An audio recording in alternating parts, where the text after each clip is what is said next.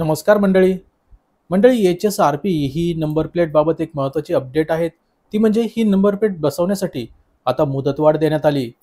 या अगोदर 1 एप्रिल 2019 पूर्वीच्या सर्व जुन्या वाहनांना 1 एप्रिल 2025 नंतर HSRP ही हाय सिक्युरिटी नंबर प्लेट बसवणं बंधनकारक करण्यात आलं होतं. पण आता ही मुदत वाढवण्यात येऊन 30 जूनपर्यंत मुदतवाढ देण्यात आलेली आहे. म्हणजे 30 जून नंतर ही नंबर प्लेट बसवणं बंधनकारक असणार आहे.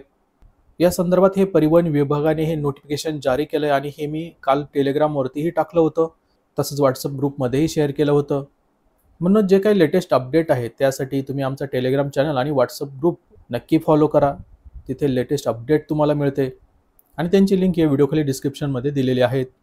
तर मंडळी, तुम्हाला प्रश्न पडला असेल की आता HSRP ही जी काही नंबर प्लेट आहेत, उदाहरणार्थ तुम्हाला मी दाखवतो, अशा प्रकारची ही नंबर प्लेट आहेत. तर ही नंबर प्लेट बसवण्यासाठी मुदतवाढ का देण्यात आली किंवा त्यामागचं रिझन काय? तर खूप कमी लोकांनी ही नंबर प्लेट बसवली. म्हणजे अशी माहिती मिळते की फक्त 18 लाख गाड्यांनीच महाराष्ट्रामध्ये ही नंबर प्लेट बसवली. तर यामागचं कारण काय आहे? तर ही हाय सिक्युरिटी नंबर प्लेट जरी असली तरी याचा सर्व खर्च नागरिकांना करायचा आहे. सरकार यात खर्च करणार नाही आहेत. आणि हा खर्च जर बघितला तर इतर राज्यांच्या तुलनेत महाराष्ट्रात हा खर्च दुप्पटीपेक्षा जास्त आहे. त्यामुळे नागरिक नाराज आहेत. यासोबतच अनेक वेळा असं बघितलंय की जे नागरिक ऑनलाईन या नंबर प्लेटसाठी अप्लाय करतायत, तर त्यांनाही काही समस्यांना सामोरं जावं लागतंय. ते म्हणजे अनेक वेळा असं होतंय की मी तुम्हाला एकदा वेबसाईट दाखवतो याची. तर HSRP या नंबर प्लेटसाठी अप्लाय करण्यासाठी ही वेबसाईट आहे आणि याची लिंक व्हिडिओखाली डिस्क्रिप्शनमध्ये तुम्हाला मिळून जाईल किंवा आमच्या वेबसाईटवरती एक आर्टिकलसुद्धा आहेत याबद्दल, त्यातही लिंक दिलेली आहेत.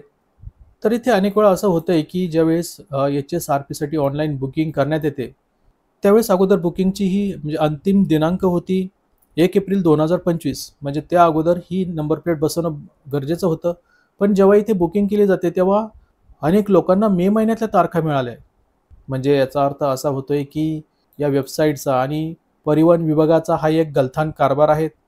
ऑनलाईन बुकिंगसाठी नागरिकांना अनेक समस्यांना सामोरे जावे लागत होते किंवा अनेकांना असंही झालं की बुकिंग तर केली, जवळचं RTO ऑफिस वगैरे त्यांनी निवडलंय, जिथे त्यांना ही HSRP नंबर प्लेट बसवायची आहे ती तारीख त्यांनी निवडली. पण त्या तारखेला तिथे गेल्यानंतर ती नंबर प्लेटच तिथे आलेली नाही आहेत किंवा अवेलेबल नाही आहेत, असा प्रकार बघायला मिळाला आहे. त्यामुळे परिवहन विभागाचा हा भोंगळ कारभार आहे. फक्त नंबर प्लेट बसवून देण्यासाठी म्हणजे जी काही बुकिंग आहे ती नागरिकांकडून करून घेत आहेत. पण त्या दिवशी, त्या तारखेला ती नंबर प्लेटच तिथं अवेलेबल नसते. अशा प्रकारचा हा गलथान कारभार परिवहन विभागाचा सुरू आहे. आणि ज्या पद्धतीनं पैसे नागरिकांकडून या नंबर प्लेटसाठी आकारले जात आहेत, जवळपास ₹750 पर्यंत यासाठी चार्ज आहेत. तर ही एक प्रकारे परिवहन विभागाच्या साक्षीने खाजगी कंपन्यांकडून महाराष्ट्रातील जनतेची लूट सुरू आहे असंच म्हणावं लागेल. विरोधी पक्षांनी याविरोधात आवाज उठवला होता, पण मात्र सरकारने यावर अजून कोणताही निर्णय घेतलेला नाही आहे. म्हणजेच कुठंतरी सरकारही अप्रत्यक्षपणे या लुटीचं समर्थन करतंय असंच दिसतंय. म्हणूनच ही जी HSRP ही नंबर प्लेट बसवण्यासाठी जे नागरिकांकडून पैसे घेतले जात आहेत, त्याबद्दल नागरिकांमध्ये प्रचंड नाराजी आहेत. तर मंडळी, याबद्दल तुम्हाला काय वाटतं? तुम्हाला हा नंबर प्लेट बसवण्याबाबत सरकारचा जो काही निर्णय आहे तो आवडला की नाही? याबद्दल तुमचं मत काय ते व्हिडिओखाली कमेंट करून नक्की सांगा.